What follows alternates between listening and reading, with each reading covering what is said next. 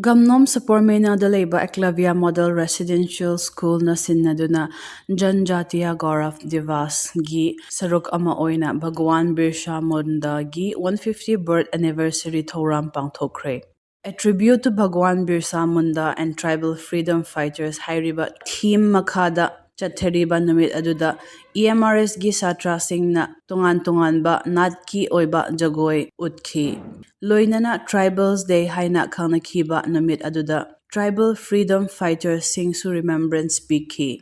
Cookie Students Organization Sadar Hills Block amasung District Legal Services Authority Senapati na khutsamnaduna nongmagi oiba Legal Awareness Thoram ama DC College da pangthokhi. Thoram aduda Srimati Lamnei Chongkipgen Assistant Public Prosecutor amasung Robert Longdim Chief Judicial Magistrate na Legal Rights ki matangda waheg thamki. Thoram aduda DC College ki students cha amamukna saruk yakhe.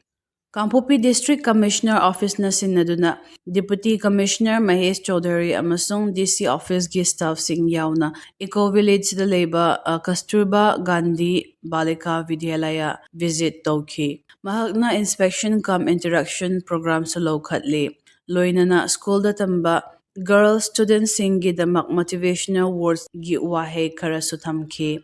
Thoram aduda SDPO GSPM Lontang Vaipei, Cycle SDO Kaigolal Kipgen, ADC CEO James Dozapau, ADM Sokhungam Baite Amasung, MCS Lamilal Simtena So Saruk Yaki.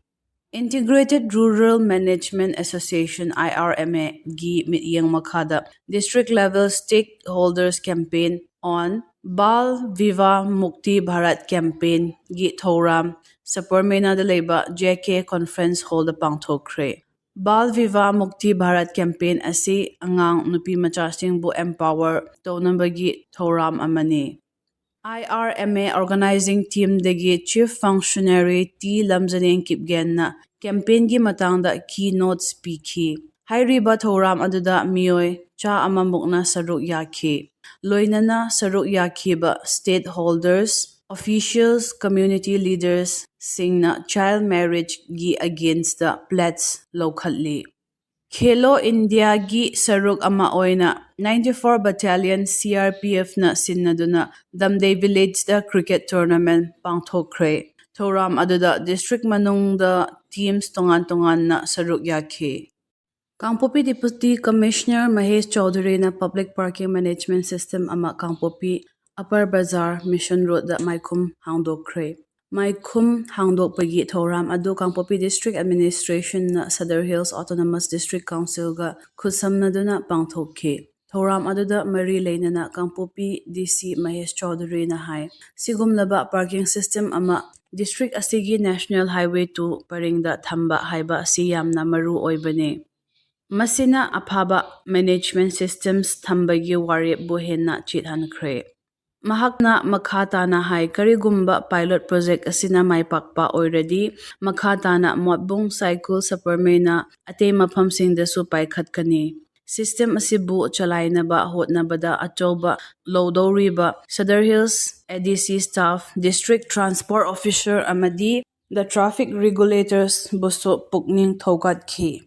Amaromda Sadar Hills ADC gi CEO ga khutsamnaduna DC na signboards amasung public autos, buses amadi private vehicles gi designated parking zone sing buyeng sinki.